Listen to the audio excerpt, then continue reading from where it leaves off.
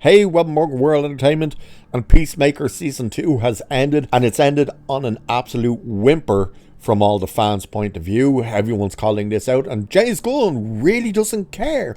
In fact, he said this. Yes, that was the ending. No, I'm not sorry. Yes, it's streaming. HBO Max. No, you can't DM me about it. Okay, fine. One DM.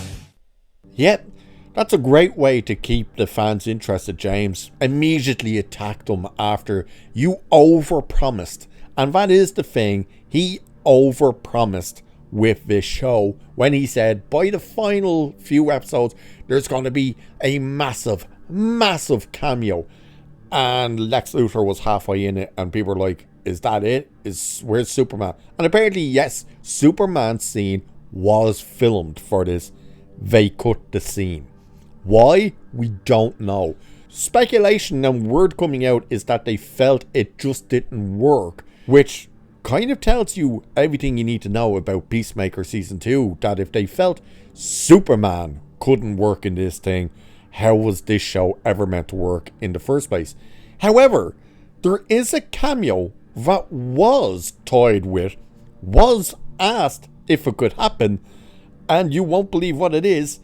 Yeah, James Gunn actually spoke to Ryan Reynolds about Deadpool making a cameo in the Season 2 final.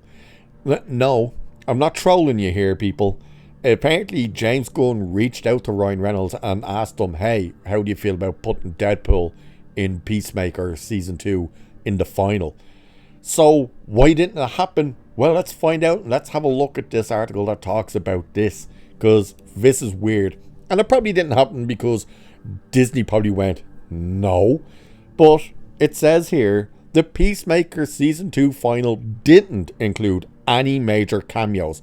But the episode almost featured a surprise character appearance it's safe to say nobody would have expected. In Full Nelson, Rick Flag Sr. uses Augie Smith's stolen quantum unfolding chamber tech to discover a dimension with a breathable atmosphere that he intends to use as a metahuman prison. Throughout the episode, we see his increasingly beleaguered team walk through the various doors in the chamber while encountering all manners of perils, including interdimensional imps and flesh-eating zombies. James Gunn was asked if there were any other alternate universes he wanted to visit during a virtual press conference. The filmmaker revealed, I wanted them to open the door and see Deadpool in a room. I talked to Ryan Reynolds about it, but I would have had to go through some pretty big hoops to do that. He wanted to do it. Oh, that's all anybody's going to talk about now is effing Deadpool in the other room. I should have never said it, he added. Had things worked out, this would technically have marked the first ever live-action DC Marvel crossover, but the fact that Gunn and Reynolds couldn't make it happen really isn't too surprising. The actor doesn't actually own the rights to Wade Wilson after all. So everything there seems to be hinting that, especially if Ryan Reynolds wanted to do it, that Disney put the foot down. Kevin Feige went, not a hope in hell are you doing that. And it would have been weird and stupid to do it. Now, the other thing that's really already pissing a lot of fans off is the fact that here we are, DCU has only launched one movie came out, one live action series has now been released. We're already in multiverse crap. Already. Multiverse. That's the shit you put in at the end of your franchise when it's dying and you've run out of ideas. And they've dropped it in right away. And the people who've been chilling hard for James Gunn throughout the whole crap of Superman and Peacemaker Season 2 have all pretty much turned against this show with the end. Now, the question is why? They're all giving their excuses, but is it because he promised a ton of cameos? And not just cameos, massive cameos that would change and lay out the groundwork for the DCU moving forward. Because that's the one thing he spoke about, was this show in his eyes, was the sequel, the true sequel to Superman, and was the prequel to Man of Tomorrow. Now, everyone's already coming out, including articles, putting out they have no idea how this is meant to be a prequel to Man of Tomorrow. It probably never was going to be, except for the few things he's setting up with the likes of Rick Flag Sr. and stuff. Everything else will probably be nothing. But the fact that this thing was meant to be this groundbreaking, road-laying juggernaut that was going to be the foundation, the true foundation of the DCU, and he overhyped it, and of course he overpromised on it, because again, massive cameos, this, that was going to happen, you were going to be, your socks are going to be blown off and you see this and hear that and blah blah blah, and then in the end, nothing happened. It ended pretty much, according to everyone, the same way the first season ended, with everyone just down and out and broken and sad and all that kind of crap. And it was like, so what was the point of all of it?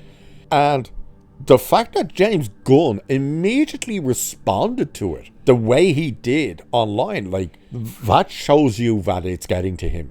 That he is not... This is the thing he said. Oh, Peacemaker Season 2 is the absolute favourite thing I've ever done in my entire career. He said that. He flat out said, that's his words. We're not putting words in his mouth. He said that. And now that he's pretty much got this big slap in the face from everyone, even people who were defending him, by the end of this saying, what the hell was that all about, James? He immediately comes out with that response. Could you imagine Kevin Feige or even Kathleen Kennedy or anyone really from any universe or whatever, you know, coming out and doing that? Imagine now, Star Trek under Alex Kurtzman's already a disaster, but imagine if after each show ends and the fans turn around and went, what the hell was that? That Kurtzman all of a sudden jumps online immediately to put out a post going, you just don't get it, I don't care about you, blah blah blah. You'd be like, what? Okay, get the fuck out of here then. What he's just done there is he's just told everyone, I don't care about your feelings, I don't care about your opinions, I don't care about how you feel about the shows, the movies, I'm doing what I want to do, screw all of you. Well, bad news for you, James. We don't have to watch or pay to go and see any of your crap. We don't have to watch any of your shows now. We don't have to watch Lanterns. We don't have to go and spend money and watch Supergirl. That's our prerogative. We don't have to do that. And the fact that you've come out to say, I don't care what yous all think, well, we don't care how you feel about us, because again, we don't care about your products anymore. You're a joke. You're an absolute joke. You've run out of ideas. You're trying to hang on to the glory days from Guardians, and it's not working. Superman's a disaster. It's a pile of shit. Get over it, people. It's so. Creature Commandos. Show me anyone talking about Creature Commandos. Nobody even remembers that the thing even came out. This has just ended as an absolute disaster. Didn't chart. And now the people who were defending you have turned against you with this crap. Supergirl. Who cares about Supergirl? Clayface? Nobody's interested. You're done. It's absolutely all done. And the fact that he went out and made that statement immediately just shows you how much of a failure and disaster this is all happening to be, and that it's getting to him. But let me know what you guys think of the idea of a Deadpool cameo in Peacemaker, because what confusion would he have made with that? And what was his plan after it? God only knows. But let us know what you think about it, and what you think about the overall state of the DCU and James Gunn's statement.